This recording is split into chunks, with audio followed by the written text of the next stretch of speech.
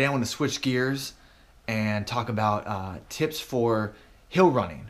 So things you can do in training to become better at hills, tactics you can use in races to do better on courses that have hills in them, and also just characteristics of certain types of runners and why that makes them better at hills. So the first distinction to make is that there are two types of hills. Yeah, there are uphills, and unsurprisingly so, there are also downhills. So usually runners are good at one type. In my case, I am a very strong uphill runner and a very poor downhill runner. And I'll go into why that is and what you can do to improve. So to be a good uphill runner, you have to be more of a strength-based runner. Whereas downhill runner is more about someone who is fast, high cadence, high efficiency. So with uphills, if you are strength-based, or strength to weight-based, I should say, meaning that you have a small frame like me. I have a small frame, generally speaking. I'm tall, I'm lean, I have no arm muscles, no big pecs, like a weightlifter is going to have big legs too, possibly, but he's also big up top. You want someone who's just lean and all their strength and weight is right here in their legs. Okay, part of it is body type. My body type is just more bulky, more so than like a traditional runner, but also I cycle a lot, which gives me really strong quad muscles, which is great for uphill running. So someone who has the strength, that push-off movement, because I feel like when you're running uphill, it's all about driving your knees forward. It's kind of like it's kind of like doing the high knees drill. Okay, so a combination of the high knees drill with strong, like conscious, forceful arm pumping, because the arms drive the legs. So you have that strong forward knee thrusting, and you have the strong, forceful arm movement. And those two things combined definitely help you get up the hill faster. Now, switching gears to downhill running, the reason you want someone who is fast, usually get someone who's fast, efficient, maybe not as strong, but they have high cadence, mid-foot runner. So downhill running is more about minimizing your braking. So if you're a heel striker, okay, it's going to be exaggerated on a downhill because you're just going to plop, plop, plop. You have all this stress put in your muscles every time you pound the ground, because running downhill is higher impact. And you're going to be braking. So you're going to be slowing your momentum down while gravity's pushing you down the hill. You're going to slow yourself down, even if it's subconsciously. Whereas a high efficient midfoot runner with high cadence is just going to fly down the hill. They're going to use their momentum in like a controlled, chaotic state where they're kind of battling between having full control and losing control. And with that comes a bit of fearlessness that's required. Whereas running uphill is more about, I feel like, your mentality, being mentally tough, being aware of the challenge and welcoming that challenge, willing to put in the hurt, to suffer more than anyone else. And then downhill, you just got to just go balls to the wall, just have guts, basically. And with uphill running, one thing is a lot of times runners who are good at uphills are less efficient, but maybe more fit. So you could have someone, because being the fastest runner does not mean that you're the fittest runner. It just means you're fit, obviously, but you're the most efficient. You use the least amount of energy, least amount of oxygen to go a certain speed relative to someone else.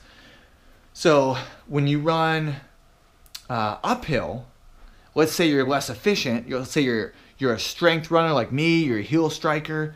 Well, you run into an incline, and on an incline, everyone runs on their toes, especially a steep incline. So it sort of levels the playing field for runners that are not as efficient on flat ground, maybe that are heel strikers, because heel striker, midfoot striker, forefoot runner, whatever, you're all going to run the same on your toes going up the hill. So it kind of throws efficiency and like running form in a way out the window, and it eliminates that factor, at least to an extent, and it's more about, you know, VO2 max and max heart rate and mental toughness and, you know, willingness. You run a hill knowing that you're going to hit close to your max heart rate and try to hold it.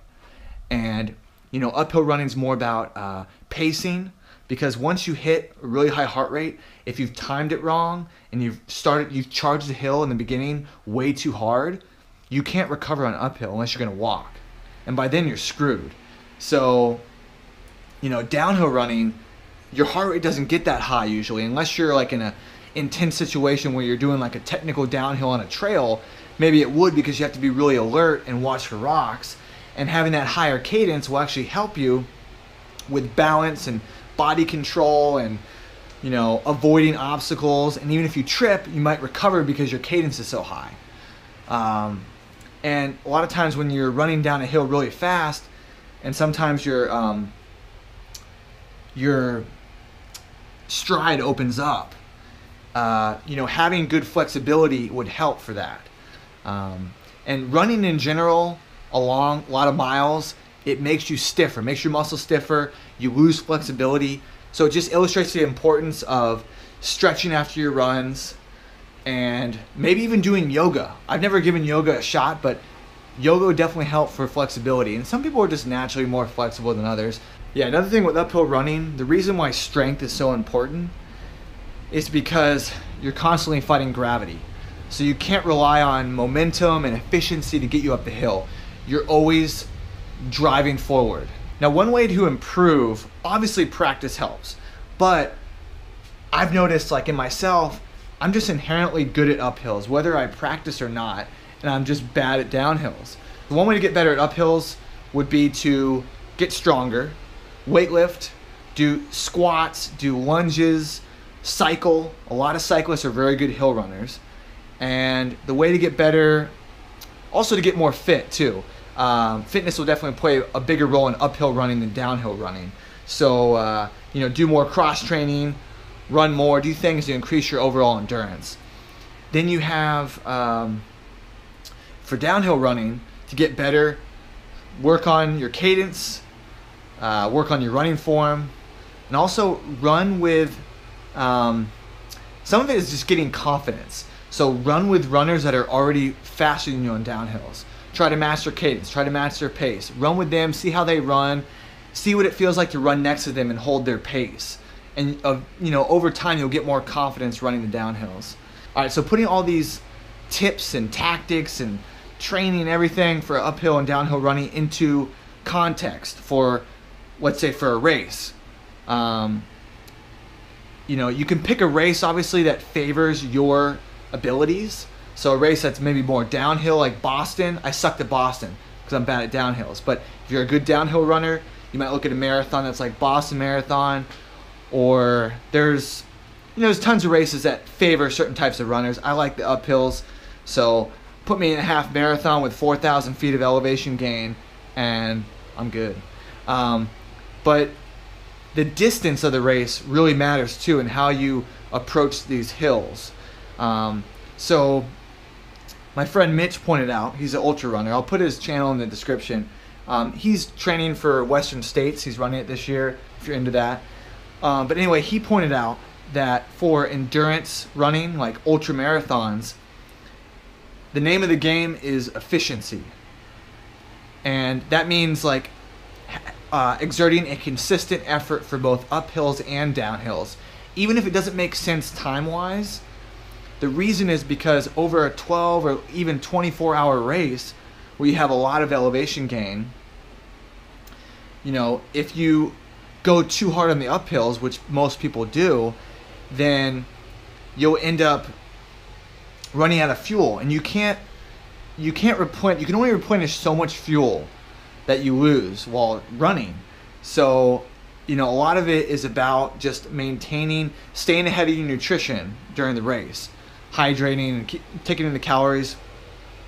So what they usually do is consistent effort in the hills means you bomb the downhill because your heart rate's still pretty low, and then you run the uphills kind of easy, kind of a nice consistent effort. Sometimes on a steep hill, it may make more sense for them to power hike versus running, because power hiking on a steep hill, let's say you're 80% the speed you do if you ran, you're almost as fast, okay, but you're getting a lot less energy because you're not wasting energy with the bouncing motion when you run.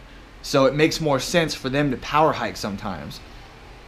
But if the race is shorter, the stuff that I'm into, you know, like half marathon, maybe 25K and below, where, you know, you're doing it in under 2 hours, so being efficient with your energy doesn't really matter because you have enough energy in the tank regardless of if you have taken any nutrition during the race. Then time is the biggest factor. And for time, you want to crush the uphills and rest on the downhills, because even resting on the downhill, you might still run a 6-minute 5:30 pace on the downhill even if you're resting, just because it's a downhill. And maybe if you crush the downhill, you'd go a 5-minute pace. You might lose 20-30 seconds a mile on a downhill going hard versus easy. Not that big of a difference.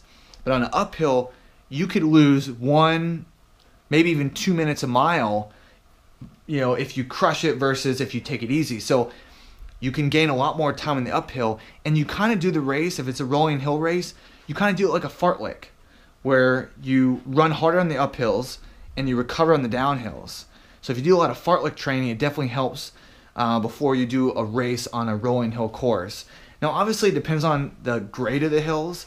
I've noticed that even if I'm really good at hills, if I do a race that's like 2 or 3% incline, like very small, I don't really get an advantage over people that I probably would beat on like a 10% climb.